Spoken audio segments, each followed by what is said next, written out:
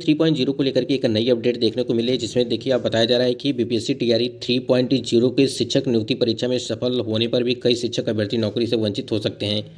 कारण है कि आवेदन करते समय उन्होंने प्रमाण पत्र डालने में जो है गड़बड़ी कर दी है। अब अभ्यर्थी सफलता के बाद भी परेशान हैं। कई अभ्यर्थियों ने प्रोविजनल सर्टिफिकेट, कुछ अभ्यर्थियों ने जाति प्रमाण पत्र, तो किसी ने गलत अंक प्रमाण पत्र अपलोड कर दिया है, किसी ने एसटीडी की जगह सीटेट का यहाँ पे प्रमाण पत्र अपलोड किया है। इस तरह की समस्या वाले अभ्यर्थियों की संख्या जो है सैकड़ों में देखने को मिल रही है। तो इसमें क्या है कि आप सभी के लगातार कमेंट्स आ रहे हैं कि री अपलोड को लेकर के अगर बात करें हम लोग तो कैसे कराया जाएगा और किस प्रकार से चीज़ें यहाँ पे होंगी।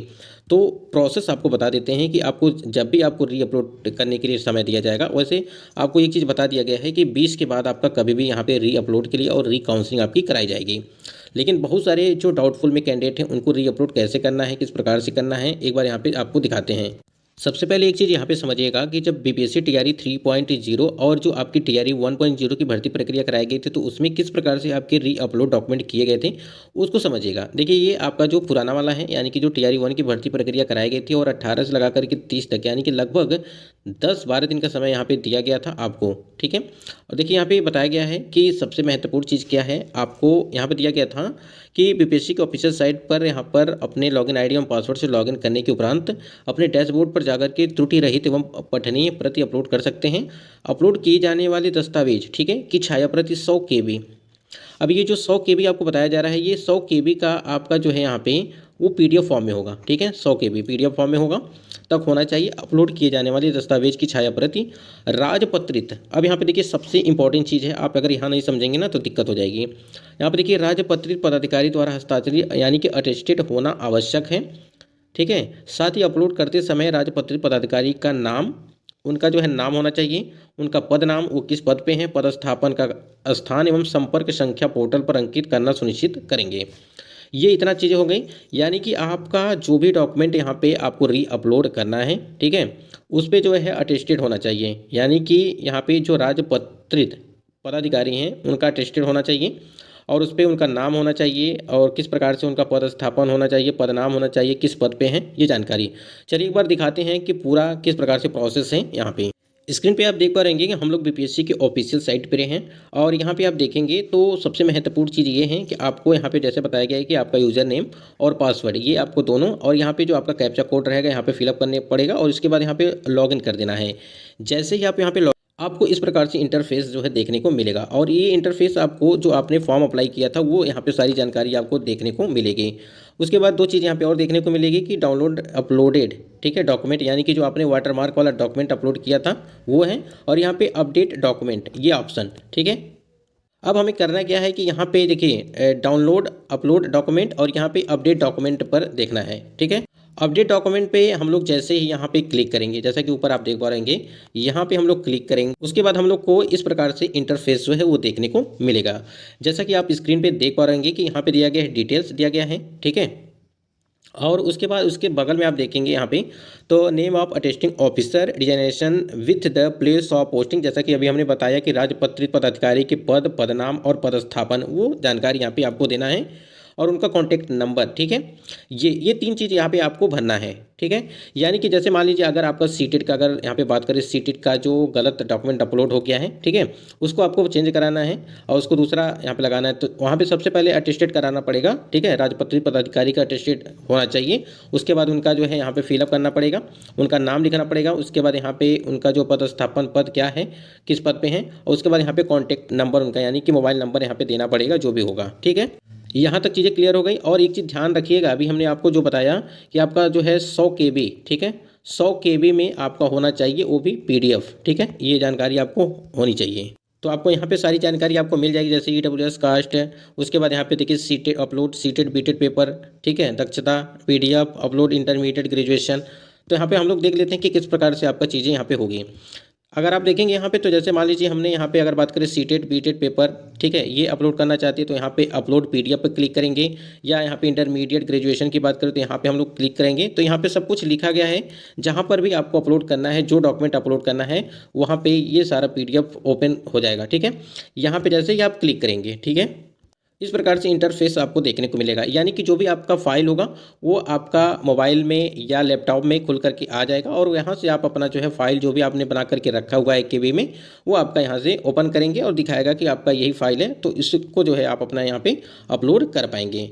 और जैसे यहाँ पे आप अपलोड करेंगे तो इस प्रकार से अपलोडिंग की प्रक्रिया ये आपको देखने को मिलेगी। और अपलोडिंग की प्रक्रिया देखते ही, ठीक है, आप स्क्रीन पे यहाँ पे देख पा रहेंगे कि आपका जो डॉक्यूमेंट है वो अपलोड हो गया, ठीक है।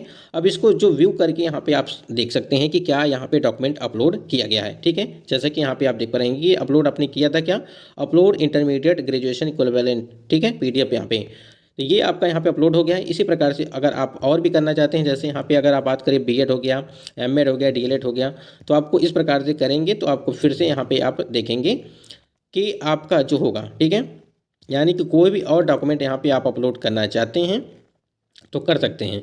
लेकिन एक चीज़ ध्यान रखिएगा, आप अपना जो यहाँ पे जो अटेस्टिंग ऑफिसर के नेम, पद नाम, पदस्थापन ये और यहाँ पे मोबाइल नंबर, इसको जरूर आपको यहाँ पे फिलअप करना है, ठीक है। ये कॉलम आपको छोड़ना नहीं है। देखिए यहाँ पे दूसरा है यहाँ पे, तो इस प्रकार ये अपन यहाँ पे लिख देना है उनका नाम, जो भी राजपत्रित पदाधिकारी होंगे उनका नाम, पदस्थापन, पद, और उसके बाद यहाँ पे जो उनका मोबाइल नंबर होगा वो यहाँ पे फिल करना है। उसके बाद यहाँ पे आप देख पा रहेंगे कि जो भी आपने आप डॉक्यूमेंट अपलोड किया हुआ है, ठीक है, जो भी आपका जो सही डॉक्यूमेंट है आपने अपलोड किया है यहाँ पे देखा। अब उसके बाद यहाँ पे आप नीचे देखेंगे तो दिया गया है कि सबमिट एप्लीकेशन, ठीक है।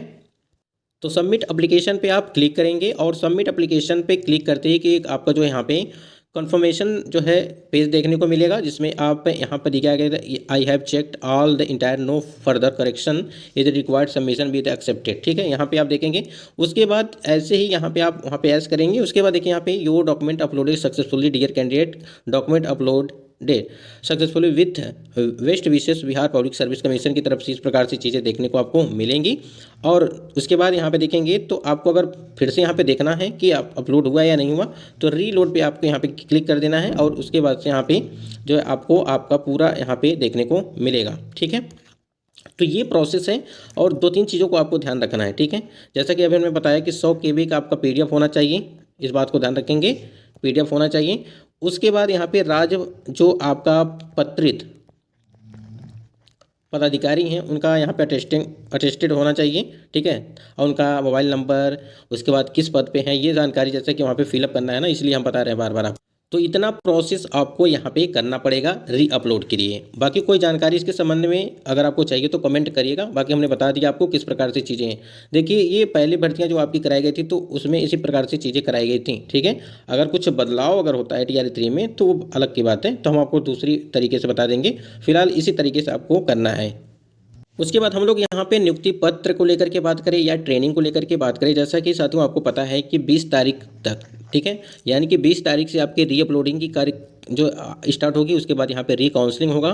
तो जाहिर सी बात है यहाँ पे अगर बात करें तो आपकी ट्रेनिंग अभी नहीं हो पाएगी, उसके पहले आपको नियुक्ति पत्र दिया जा सकता है। क्योंकि अगर बात करें यहाँ पे प्रोसेस क्या है कि कम से कम नहीं कुछ तो 10 मार्च तक तो यही प्रक्रिया चलेगी, री अपलोडिंग वाला, री काउंसलिंग वाला, ठीक है, ये प्रक्रिया आपकी चलती रहेगी कम से कम 10 तारीख तक मान के चलिए। तो सुनने में भी जैसे आ रहा है कि आपकी नियुक्ति पत्र पहले दे दी जाएगी, उसके बाद से यहाँ पे ट्रेनिंग कराई जाएगी। तो ये आपके लिए अच्छा ही होगा, क्योंकि आपको पता है कि जब ट्रेनिंग आपकी नियुक्ति पत्र मिल जाएगी उसके बाद से ट्रेनिंग कराई जाएगी तो आपको उसका वेतन भी मिलेगा, पैसा उसका मिलेगा। अन्यथा अगर आपकी पहले ट्रेनिंग कराई जाएगी तो आपको कोई भी पैसा नहीं दिया जाएगा। बाकी सप्लीमेंट्री रिजल्ट को लेकर के बात करिए साथियों, देखिए बहुत सारे कैंडिडेट, देखिए रिक्त पद तो अभी आपके जो है 22,000 हैं, ठीक है, 22,000 रिक्त पद हैं। लेकिन 22,000 जो रिक्त पद हैं इस पर तो सप्लीमेंट्री रिजल्ट दिया नहीं जाएगा, वो सिर्फ बात की है कि मल्टीपल रिजल्ट दिया जाएगा, ठीक है। मल्टीपल रिजल्ट पे ही आपकी सप्लीमेंट्री रिजल्ट वो आएगी, जैसा कि यहाँ पे बताया गया था। और देखिए अगर इतना ही आ जाए तब भी बहुत बड़ी बात है, जिनका 1 नंबर या टाई ब्रेकर से रुका होगा उनका कहीं ना कहीं सिलेक्शन हो जाएगा। तो मान के चलिए कि नहीं कुछ तो 3-4 हज़ार तो हो सकता है कि मल्टीपल रिजल्ट देखने को मिल जाए, उससे अधिक भी हो सकता है देखने को मिल सकता है। इसके लिए लगातार जो है प्रदर्शन किया जा रहा है, आपको पता है, ये सारी जानकारी आपको दिया जा रहा है चैनल के माध्यम से कहीं ना कहीं। तो सब चीज़ आपको जो है पता है, टेलीग्राम चैनल से भी जुड़िए, वहाँ से भी सारी जानकारी आपको जो है प्राप्त हो रही होगी। बाकी वीडियो कैसा लगा, वीडियो को लाइक कर दीजिएगा और चैनल पर पहली बार विजिट किए तो चैनल को भी सब्सक्राइब कर लीजिएगा और लेटेस्ट अपडेट आपको मिलती रहेगी कहीं ना कहीं।